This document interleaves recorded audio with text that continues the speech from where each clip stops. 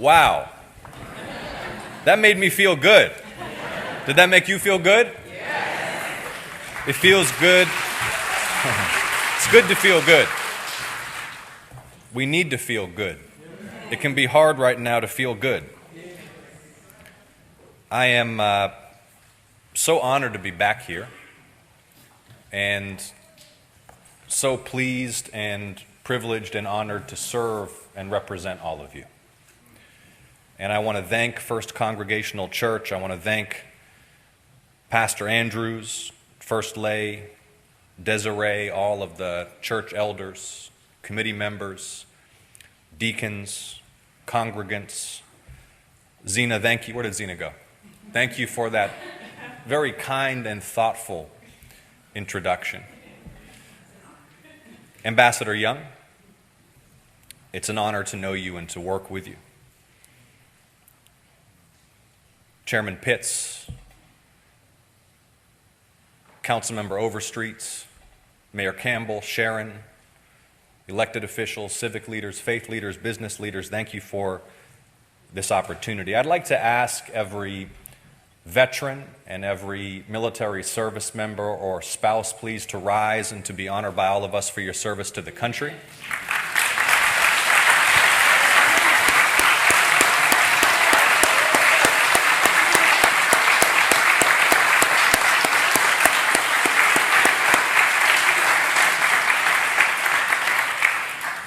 Thank you for your service, defending us all.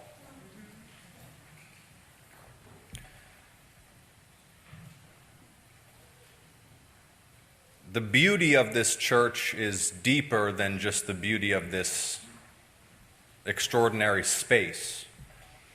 And I have the honor of fellowship with faith communities across the state. Hey, John. Throughout my service as your senator. And I want you to know that I feel the particular depth of kindness and thought that you, Pastor, and your colleagues who lead this place have infused into the experience of fellowship here. It's special, and you can feel that it's special in this place. So thank you for being a part of that, and thank you for inviting me into it at this perilous moment for our republic. Perilous moment for the world, perilous moment for our souls.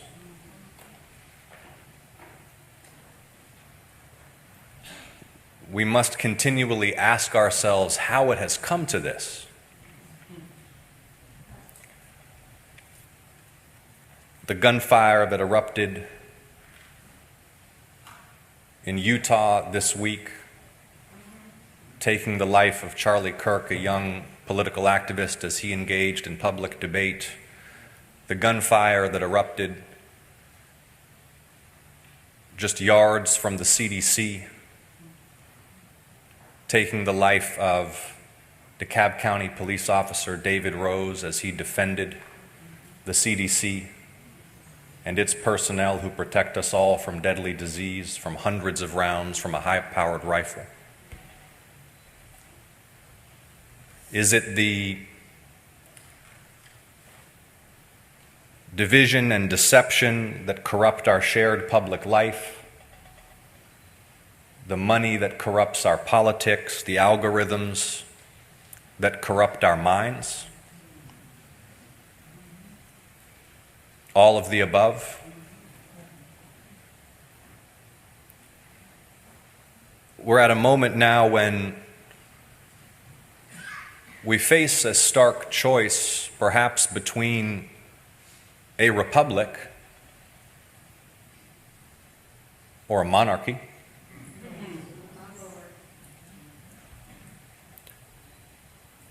It can be disorienting. Maybe you feel mired in fog.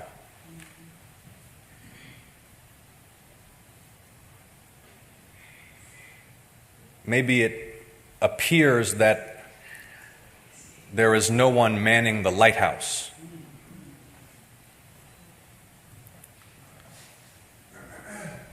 But we can draw upon the ancient wisdom that we learn in Scripture, but also the wisdom of our nation's recent struggles to rekindle the flame in that lighthouse and rediscover, if we must, our direction of travel. Good trouble, good people, great faith. The first time I sat down, Pastor, for a meal with Congressman Lewis, I was a very, very young man. I know that in Senate terms I remain a very young man. But at that first meal, there was something in particular he wanted to discuss with me as a young Jewish man working in his office. He was almost desperate that I understand and that my generation and future generations not forget about the historic alliance between the black community and the Jewish community in the American South during the Civil Rights Movement. He was worried that I might not know. And so he looked at me in that way that he always did.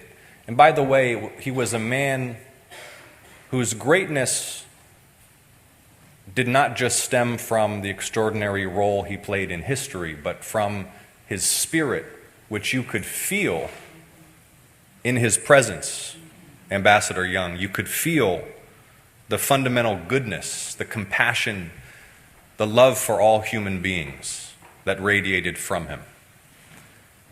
And he wanted me to know that history. And then, as Zena mentioned, it just so happened, he passed during our campaigns for Senate. But there were Reverend Warnock and I. And there was Georgia with our history, the heart of the old Confederacy and the cradle of the Civil Rights Movement, sending to the Senate a black pastor who holds Dr. King's pulpit at Ebenezer Baptist Church and the young Jewish son of an immigrant at a pivotal moment in American history. And I couldn't help but reflect on that conversation that I'd had with Congressman Lewis. And then, as Zena mentioned, I was sworn in on Rabbi Rothschild's Tanakh, but don't forget what happened in between. Do you remember when the results of those elections became known? It was hours before the seat of our democracy was overrun by a mob intent on reversing the will of the people expressed in a free and fair election. A lot of history colliding in just a few hours. Weeks later, I was sworn in on Rabbi Rothschild's Tanakh, and you know the history of the temple and what happened in 1958 and its bombing in retribution for Rabbi Rothschild's support of the SCLC. And I take us back into this history and my connection to it because we have to draw on that history in order to get our bearings in times as turbulent and uncertain as these, in order to rekindle the flame in the lighthouse, remember where we're going. The beloved community about which Congressman Lewis so often spoke and about which we've heard today, and in whose pursuit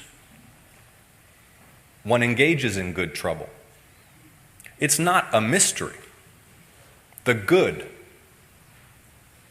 right and wrong, human flourishing. You know these things when you see them. You know their absence when you see it. I just learned on Friday there's a hospital in North Georgia, in Livonia, St. Mary's Hospital. They've announced they will no longer provide obstetric services to delivering mothers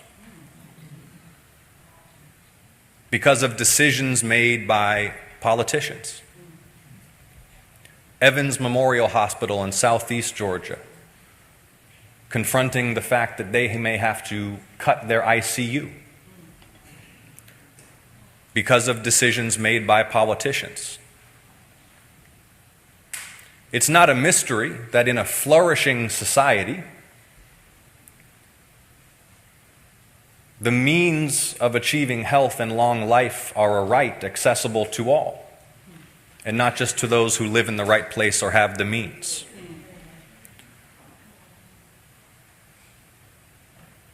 Especially when the disappearance of those services for the people is a result of the pursuit of other priorities, namely,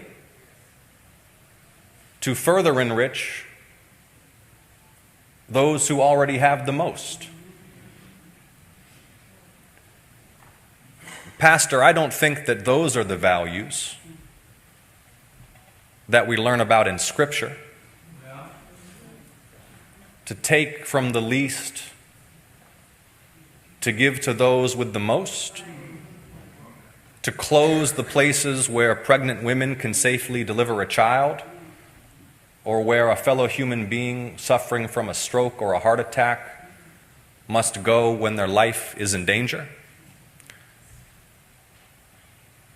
My point is that it is not a mystery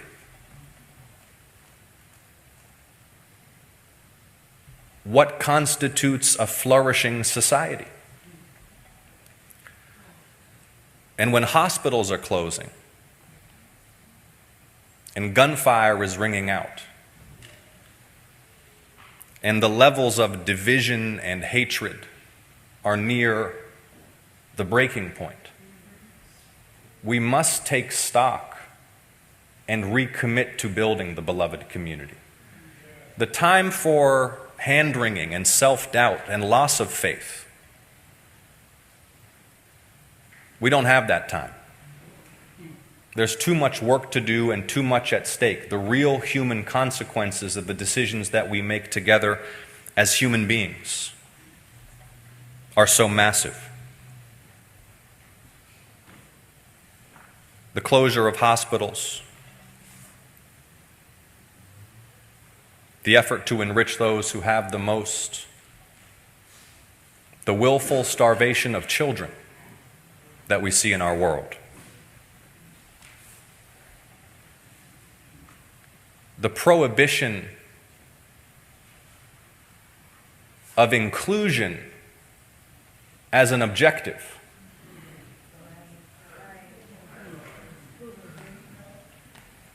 In a nation founded on the principle of e pluribus unum, out of many one, where now it is proscribed to speak of diversity, where now the Civil Rights Division at the Department of Justice, established by the Civil Rights Act of 1957, has lost 70% of its attorneys, and I can assure you is not pursuing the enforcement of civil rights and voting rights as contemplated by the law. It's a perilous moment. But we're not in the fog. We can see the lighthouse. If we have to call back to Congressman Lewis and feel his presence and heed his words, if I need to call Ambassador Young to be reminded of what was at stake and what they went through, we think we have it tough. There's a lot of discussion today about authoritarianism. And indeed, there should be. What was Jim Crow?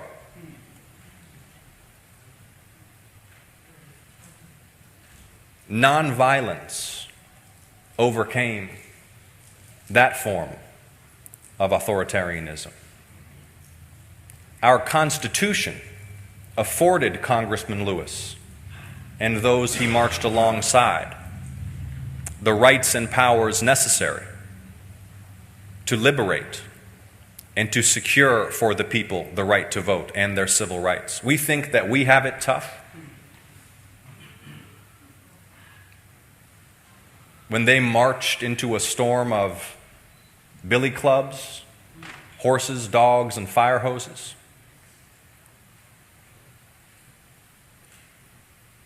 the only way that we lose the path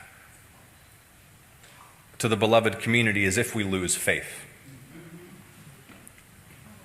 Faith in our power as citizens to use those same rights to shape our shared destiny. That is the only thing that worries me late at night as I lay in bed thinking about the fate of our republic. So keep the faith. We know where we need to go. We know what is right and what is wrong. We can draw upon the legacy and the lessons of those who set an example through their struggle. And I just want to draw on some of the words I read in the homecoming litany because it's an honor to be here for your homecoming. Blessed are those who take seriously the bonds of community. Positive change is brought through human engagement. It brings me joy to see a full church, to see community and human engagement, when so much time is spent and wasted scrolling.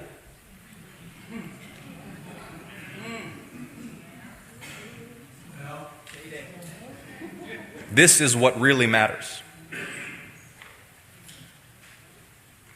Someone once said, if a path to the better there be, it begins with a full look at the worst.